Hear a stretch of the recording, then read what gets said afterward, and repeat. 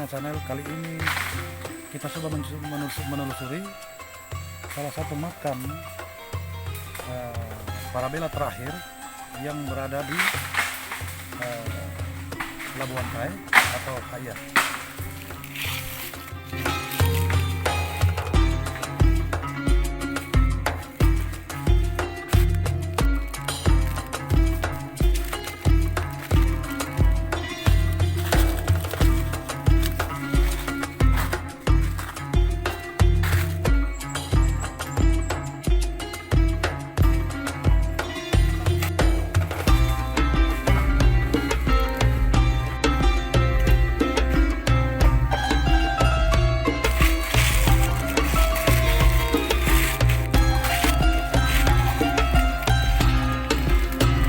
Medannya untuk kita mencapai di titik lokasi makam.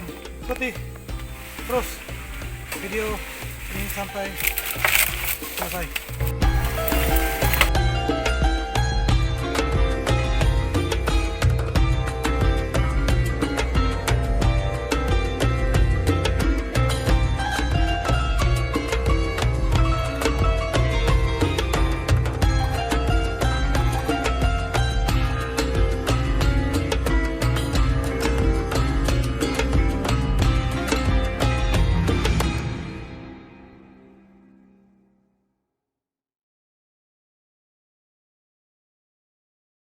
Pada saat budaya Lipu atau Bengke waktu itu masih berpusat di Labuan Rai, dalam hal ini di Haya, tetapi karena terjadi suatu musibah yang cukup berkepanjangan, dalam satu hari itu korban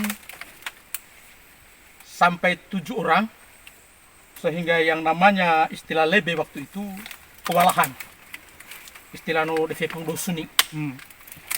Dosuni ini karena ada penyebabnya. Iya. Penyebabnya itu level masono di Puabionu Mawasarima.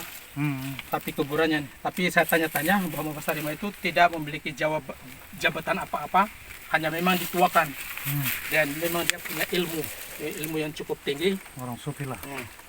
Namun karena percaturan politik, sehingga dia termasuk difitnah bahwa dia memiliki ilmu hitam. Itu Mawasarima. Akhirnya apa? Begitu saat mau ditembak itu senjata zaman Belanda. Ini karena percaturan ingin menguasai waktu itu Jabatan. Jabatan. Nah, pada saat itu Parabela Madahi itu menyatakan mundur karena sudah tidak mampu pevangnya nih Ulivu, dan tidak mampu lagi. Maka keluarga dari Lipu melihat kondisi di Haya waktu itu, dan inilah makamnya orang terakhir yang menjabat sebagai Parabela untuk Kato Bengke di waktu itu.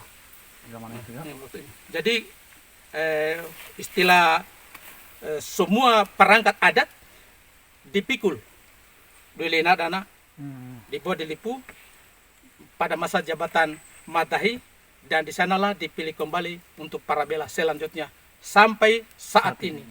Parabela itu masih berkuasa di Lipu Kato Bengke.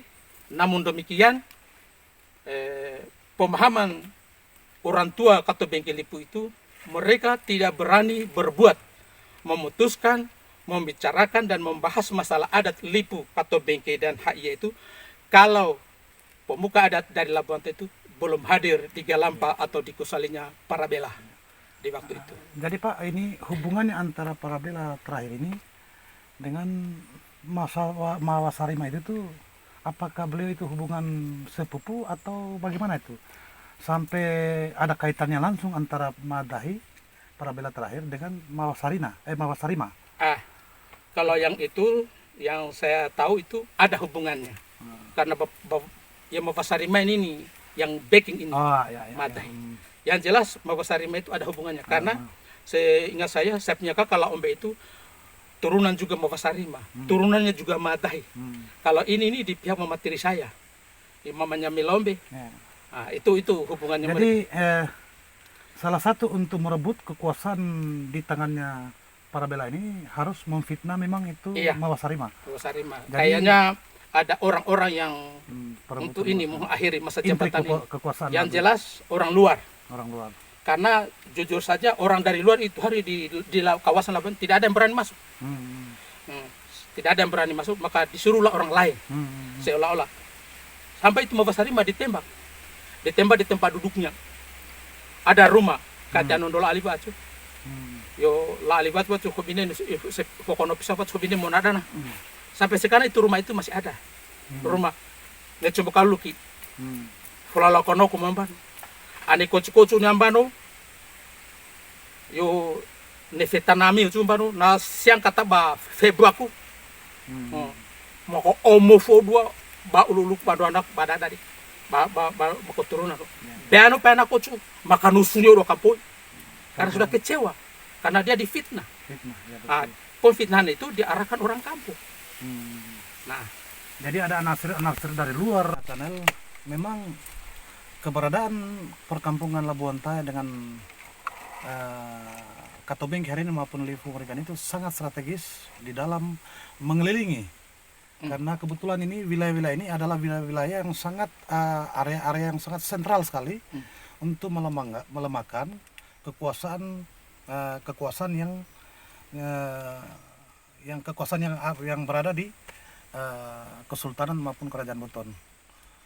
Jadi perkampungan ini adalah salah satu simbol laki-laki, yaitu bernama Labuan Taya. Di bawah itu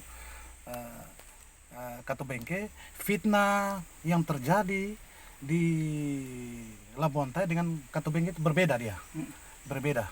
Tetapi betul-betul untuk melemahkan posisinya, keberadaan penguasa-penguasa turunan-turunan dari Mia Patamiana.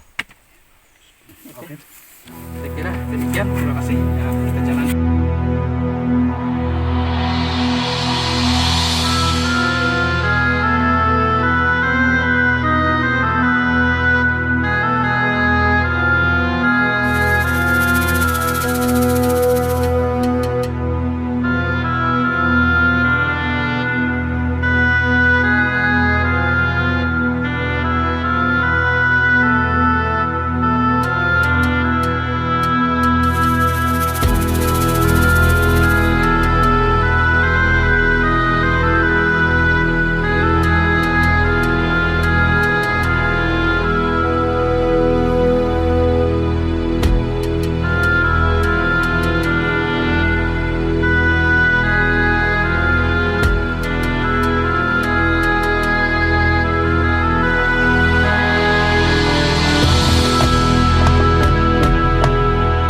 Inilah makam pemimpin pertama Limbo Peropa yang bernama Sang Riarnyano.